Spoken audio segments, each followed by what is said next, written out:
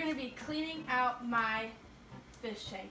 I have baby snails in the fish tank, so it's very important that I'm mindful of where I'm sucking up the dirt from the rocks, because the last thing that I want is to lose one of my precious baby snails. So this is my, I think it's called a siphon, and it just pulls up all the water out of the tank, helps me change the water, and clear up some of that dirt and muck and algae that lives underneath the rocks. To a certain extent, I think that, some of that gross stuff helps the nutrients in the water, helps sustain its ecosystem, all that fun stuff. But after a while, there just becomes too much buildup and it no longer creates a positive environment for my fish.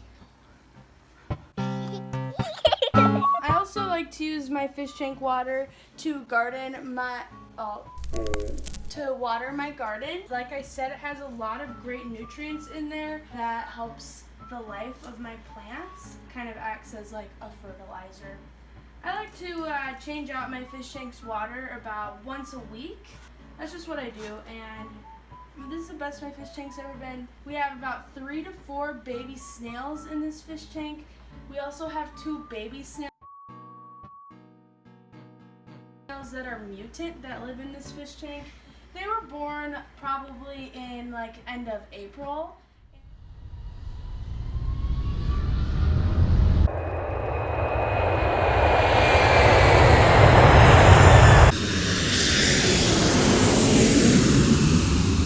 And I had no 2 same fish in the fish tank when they were born. So I don't really know how they came to be, but all I know is that they are. And they're very cute. You can see Jelly Bean right here. Oh, Jelly Bean's swimming away. They're both right there. So on the left, you'll see Jelly Bean, and on the right, we have Bumblebee.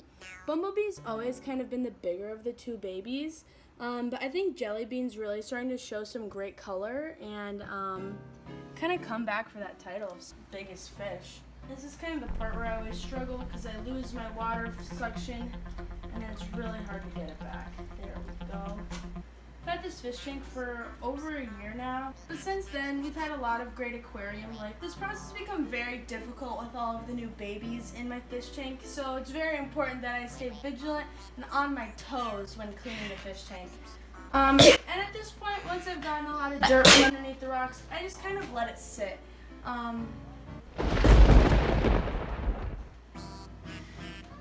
Because I really start to lose my water suction once it gets any lower than here, and it gets really frustrating because then I don't get the full change of water that I need. End scene. Okay, now I need my thermometer.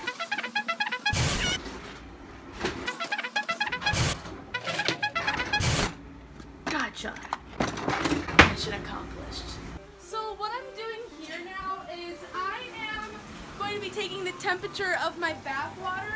Oh shit, it's already filling up. Okay, this is becoming a lot.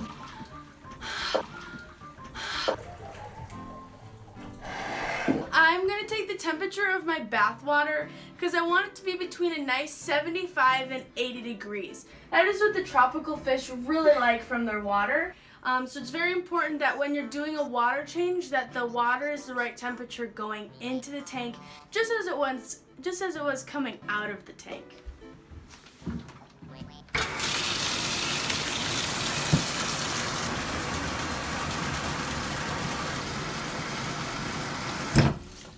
Right now I have it at 82.9 degrees. It will lose some of that heat as it soaks in the solution that I'm going to put into the water. So I think it's okay to overshoot a little bit in these scenarios. I don't think a couple points of degrees are really going to do too much damage.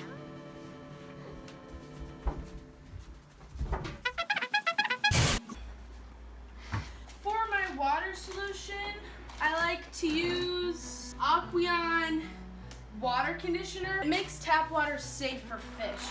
And I believe it says to use about 5 milliliters per 10 gallons. So I'm gonna go ahead and use 2.5 because I'm only putting in 5 gallons of water into my fish tank.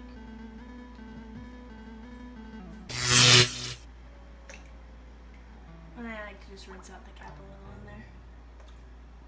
I'll just let that sit for a while. So you can see we're almost halfway drained. So we'll be good to go in just a few short minutes.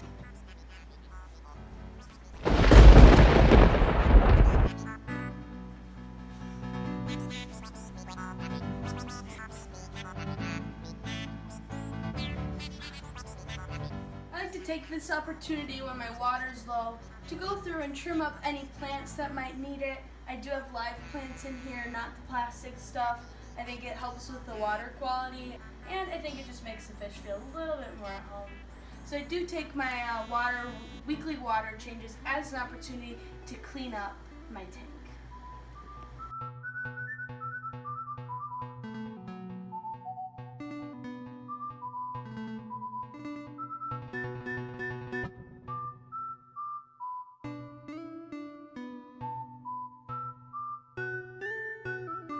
Right now we're using a macro lens to show you into this little guy's world. Isn't he just so cute?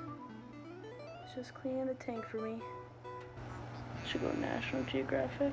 Now I'm going to be pouring my newly conditioned water into my fish tank. I do have baby snails in here, so I think they're all mainly on this side right now, so I'm going to pour the water over here just in case it disrupts rocks. We don't risk hurting those little guys.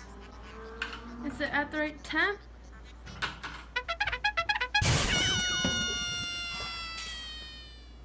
We are at a very steady, low 80.3 degrees Fahrenheit. So we are ready to pour.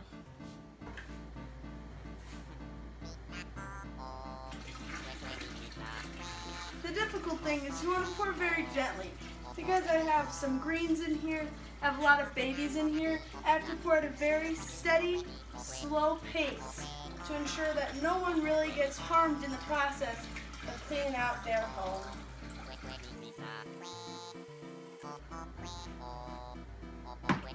It's very common after you clean your fish tank to see some floating particles around.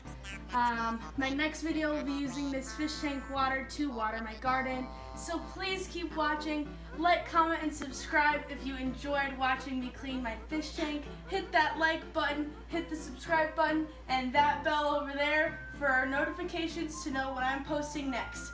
Thanks.